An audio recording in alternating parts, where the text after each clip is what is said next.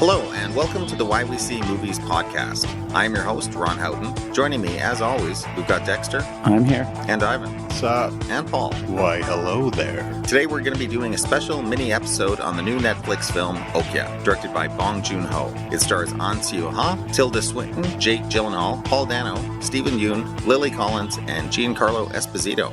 Let's begin with the trailer. We needed a miracle. And then we got one. This beautiful and special little creature will be a revolution in the livestock industry. Our super pigs will not only be big and beautiful, they will also leave a minimal footprint on the environment, consume less feed, and produce less excretions. And most importantly, they need to taste fucking good.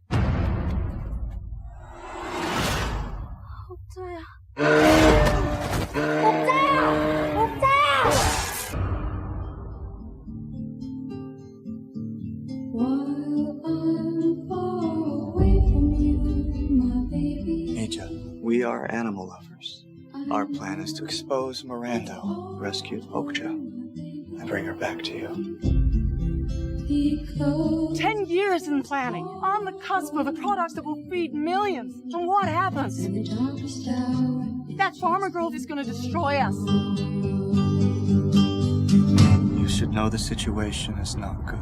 Each night before you go to bed, my baby, whisper a little prayer. It's such a shame you had to tell all those little white lies.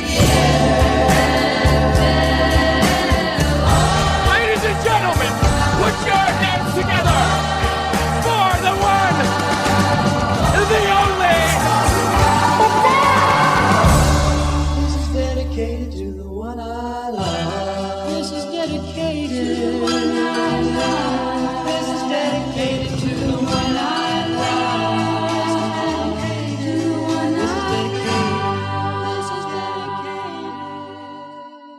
I'll give you the plot from IMDb. A young girl named Miha risks everything to prevent a powerful multinational company from kidnapping her best friend, a fascinating, lovable, bioengineered animal named Okja. Okay, why don't we begin with our first thoughts on the film? Paul?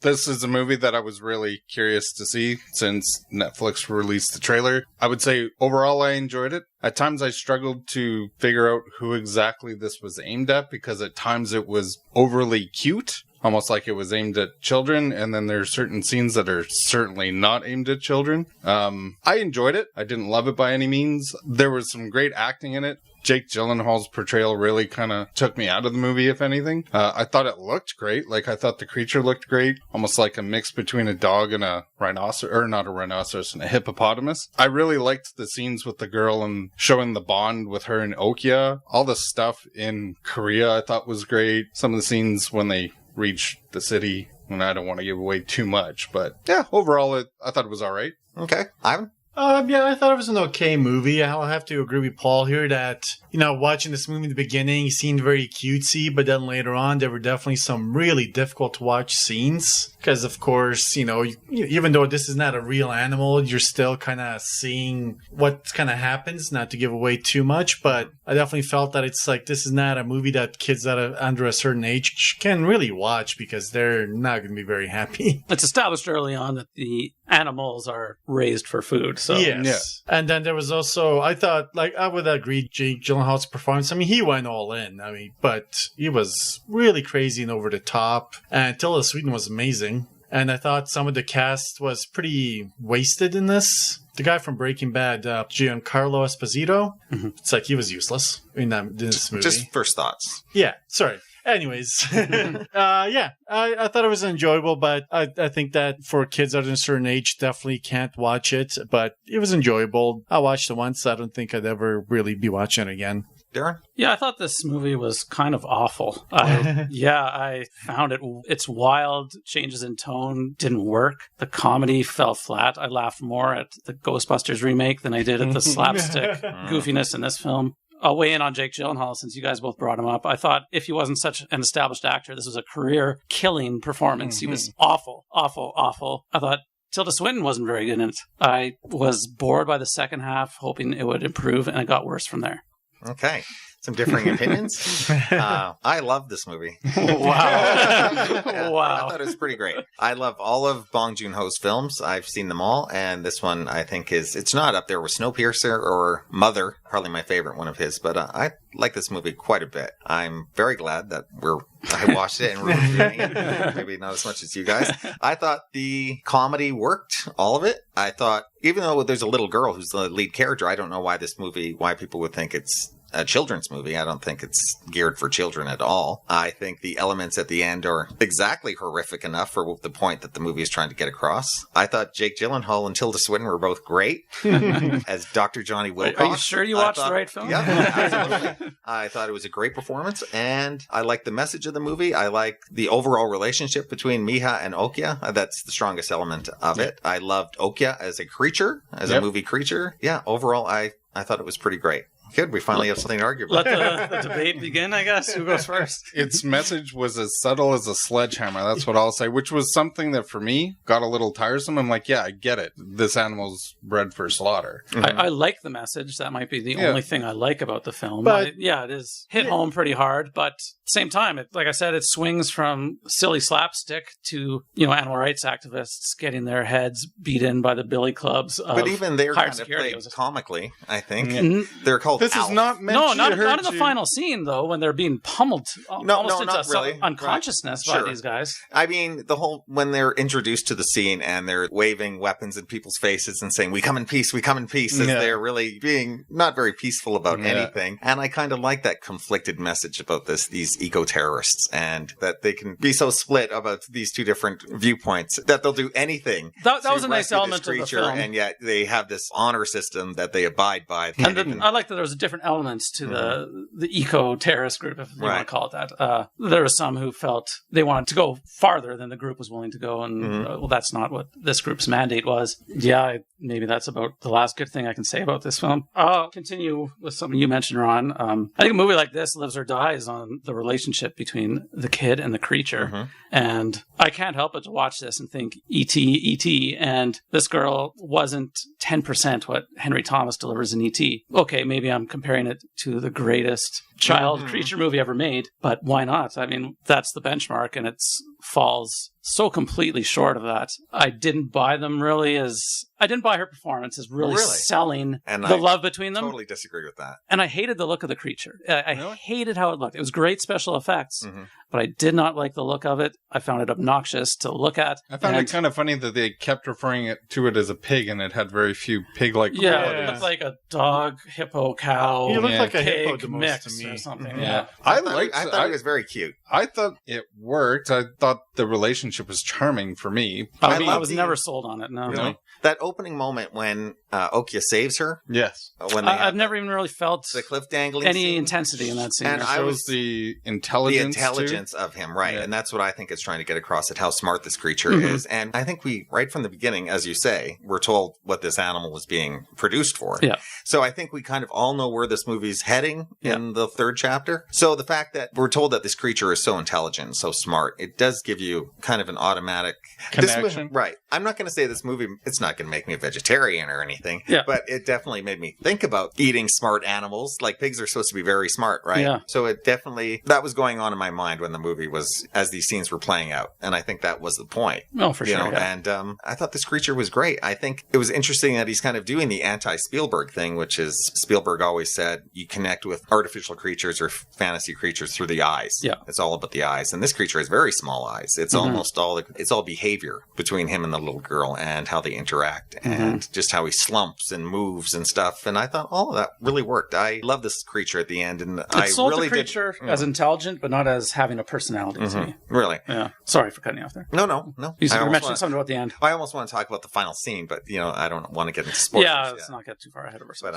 But it almost sounds like you would have been happy with it turning out the other way. But even the part when she's chasing the truck like this, what is she, like 10 years old or something? Doing parkour. Yeah, like she jumps on top of this truck, and it's like, really, a 10-year-old? Mm-hmm. And then she comes up to that bridge and she does that fancy move to the end, and It was almost like a live-action anime movie. I think Yeah, I would it buy a was- 10-year-old kid doing that as much as I would a 30-year-old man doing it in a movie. They're both stunts. So I don't think either one could be done by a person. So true, but it's also, when it's an older person, you can kind of see, okay, they can at least jump from something to a truck, whereas a 10-year-old, especially like she was running for like kilometers after that thing, just kept going, and it's like... I agree She's that's driven. ridiculous, but one of the smaller problems of the movie. Yeah. I found that scene kind of fun to watch, the stunts, the special effects aspect of it, but ridiculous. And Yeah, for what it was. I thought, like I mentioned earlier, some of the cast were completely wasted, just didn't need to be there.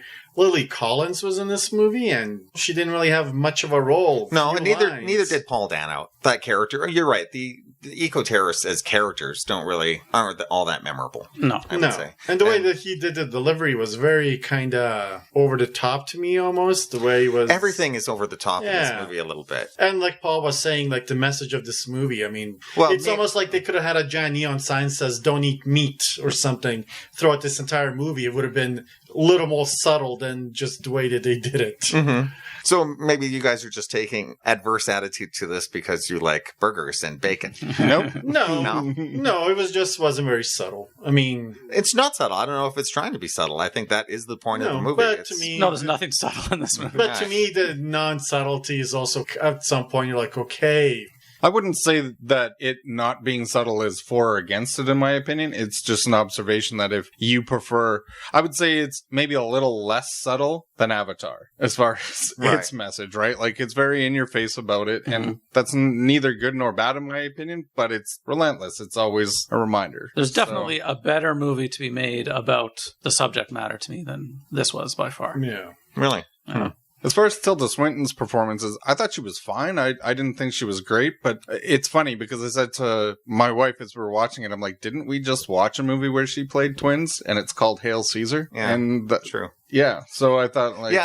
It's not like the other, each character isn't given equal weight in this too. We only meet the other twin for just a minute. I was actually hoping it wasn't going to be Tilda Swinton Me as too. the other one. I was hoping it would be somebody that looked similar enough to her, but give enough of a different personality to the character. Because again, we've seen her do the twin thing recently, and in my opinion, better. So Yeah, she does give the best performance in this movie too, but by Tilda Swinton standards, it is a weak performance, I'd say. Yeah, I love her in almost everything. She does little things that I just think are great. And one thing she does in this movie I thought was awesome is the scene when they're all sitting around watching the videotape of the incident with Okja being captured on TV and it's running.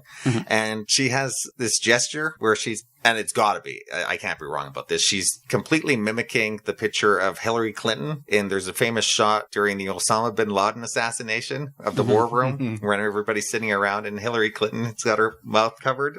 And I'm just, little moments like that where I know that she's putting something in there for people who are looking for something like that. Yeah, I bet you're right Spot it. about that. Yeah. And, she's just one of our best actresses. You're right. I wouldn't say that this is one of her best performances. I think she's actually even better in Snowpiercer. Oh, Yeah. And those kind of characters almost had similarities, too. Yeah, being kind of over-the-top corporate exec. Yeah. I'm glad you mentioned Mother and Snowpiercer because I really like both those films too, and I was looking forward to this quite a bit. But I'm just a didn't little deliver shocked for at me. your guys' reactions, actually, because, I enjoyed it thoroughly. I was hoping to like this film, but nope, Yeah. I was thoroughly bored. I would watch it again if my wife wanted to, but I don't think it's something that I would seek out to watch again. Like, Yeah. I liked it enough that I wouldn't be against watching it again, but it certainly wouldn't be high on my rewatch list at all. Okay, I guess we can move into spoiler territory now. We've covered the plot well enough. Spoiler! Spoiler! Okay. Shall we talk about the big moment at the end with where we entered the factory is what you guys were talking about. Too over the top for you guys? You didn't? I thought we would be entering the factory at some point. I thought we were going to find out how the sausage is made. Pardon the pun. Right. And I knew that we would. Yeah. And I'm kind of glad that the movie went into those dark spaces, dark areas.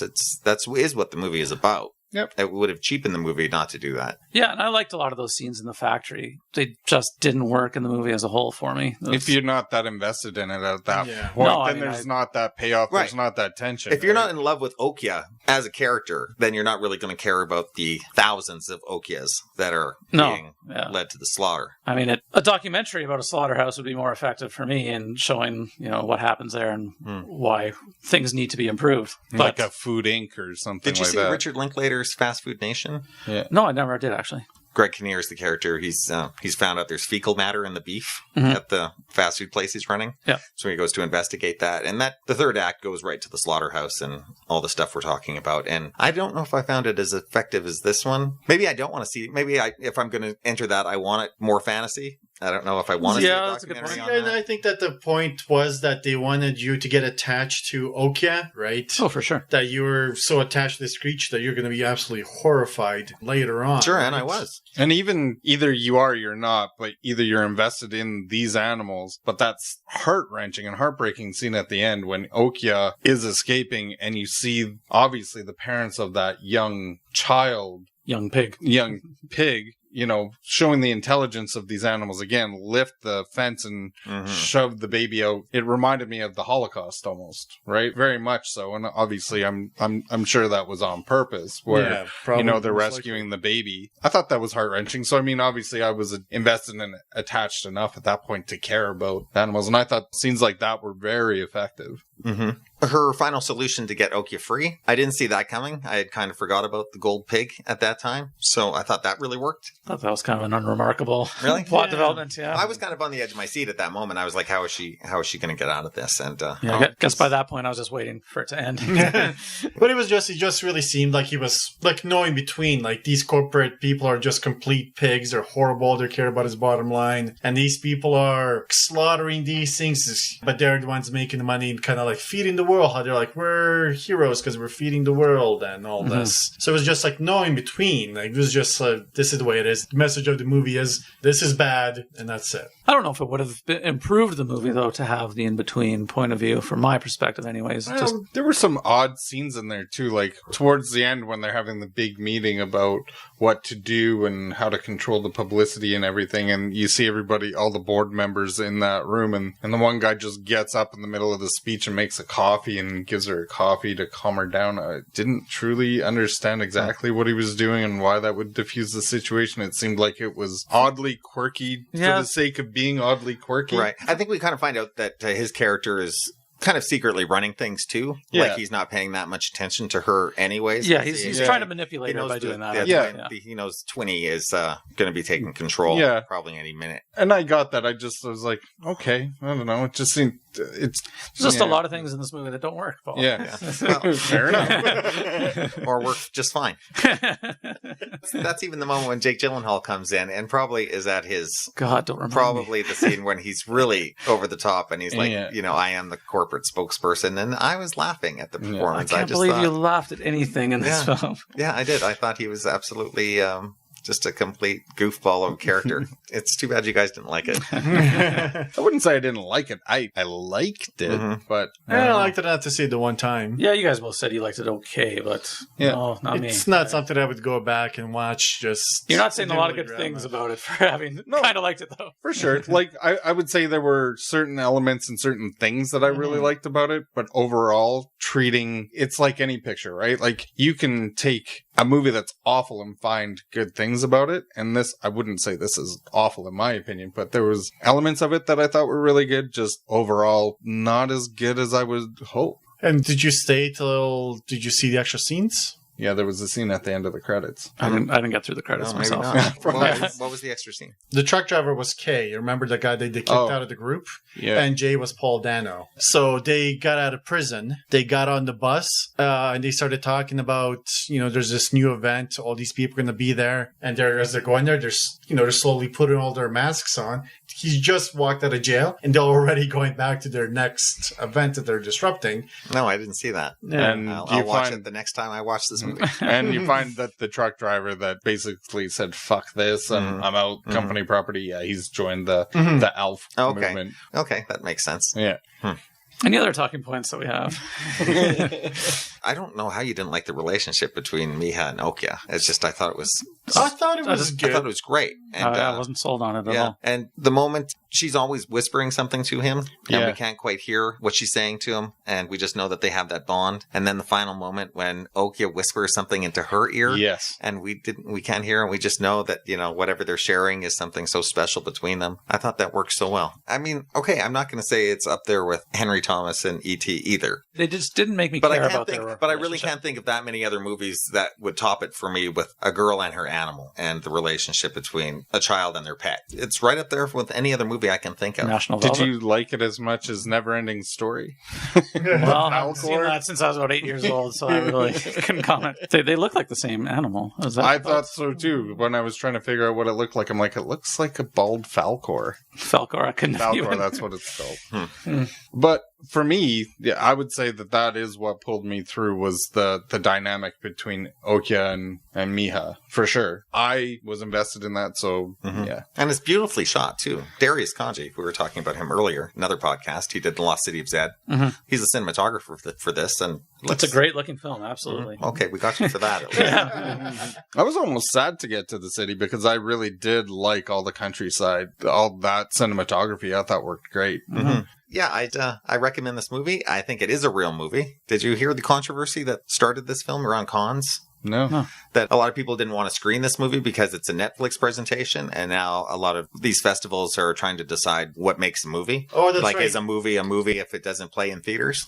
So yeah, I'm pretty sure I heard that it will no longer, for a movie to qualify, it has to have a theatrical release date in France for it to qualify from now on. Yeah, they changed the rules just because for this movie, because there was some uproar about it. It's too bad. You can't, to me, eliminate the different avenues for motion pictures like that. Yeah, exactly. Especially because this is the way of the future. There's not one only legitimate way to screen a film. And it's funny how certain rules are changing because there was the whole thing with documentaries and such with that OJ, was it Made in America? That was the 8 hours or whatever, and is it considered a documentary or documentary series? Like, what would you really classify it as, right? So, that coupled with this, it's interesting. And the Oscars are probably going to change the rules for that too. Yeah. So something like that can't win again. So maybe have two categories, documentaries versus not one documentary miniseries. Yeah, there's so much content out there. They're going to have to start reevaluating all these archaic rules and stuff. Yeah, shouldn't matter how it's consumed by the audience. But then is a miniseries a movie? Or should that be the domain of the Emmys? Should Twin Peaks 18 hours be considered as one long? Yeah, as one movie? Who knows? I would say probably not, but I guess varying opinions. Yeah, wasn't there that one movie that was like an 8-hour paint drying? There's been all kinds of experimental films along those lines. When that guy just did it specifically as a screw you to the ratings board because they had to sit through it all? I haven't heard that title.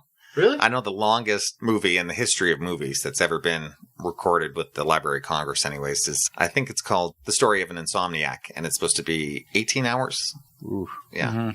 And is it mostly unwatchable? I don't even know if you can watch it if you wanted to. Someone made it though. Yeah. I think it's officially the longest film ever made. Jeez. I don't even know what the content is. Maybe it's just 18 hours of someone in bed. Tossing and turning. Exactly. So did you guys have final thoughts for this?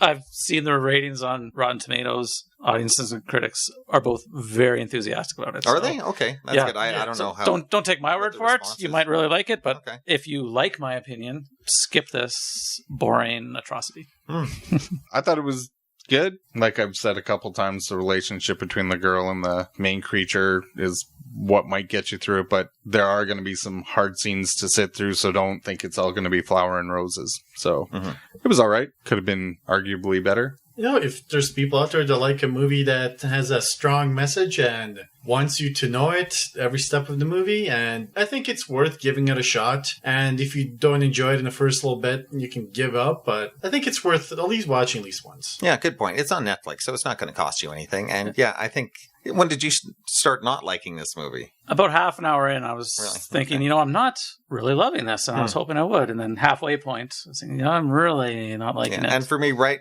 at as I said before, the scene when Okja saves her, the movie had me at that point and never let go after that. I was thoroughly enjoying it from there on. And I would stress, it doesn't represent bad filmmaking. It's just a big misfire in which they aimed high and just missed the mark. Not so bad. Yeah, not so much a bad film as not your cup of tea. No, it could be my cup of tea. It just nothing in it ended up working for me. All right. Well, we'll let our listeners decide. Okay. Yeah. Once again, I recommend it quite a bit. And if you see it, let us know what you think. Share your opinions, as none of you ever do with us. Yeah, we'd like to know what you feel out there, and that you most of all agree with me. All right, let's wrap up this special episode and call it quits for another week. We'll be back next time to talk about the new film from the MCU, Spider-Man: Homecoming, starring Tom Holland, Michael Keaton, Marissa Tomei, and Robert Downey Jr. It'll arrive just in time. Can't wait. So until then, please subscribe and give us a rating or like on our iTunes, or should I say Apple Podcasts, and our YouTube accounts. And you can also follow us and like us on Facebook, Twitter, and Instagram. Until then, thanks for listening, and we'll catch you next week. Ciao. Desert, like a sleepy blue ocean, you fill up my senses. Come fill me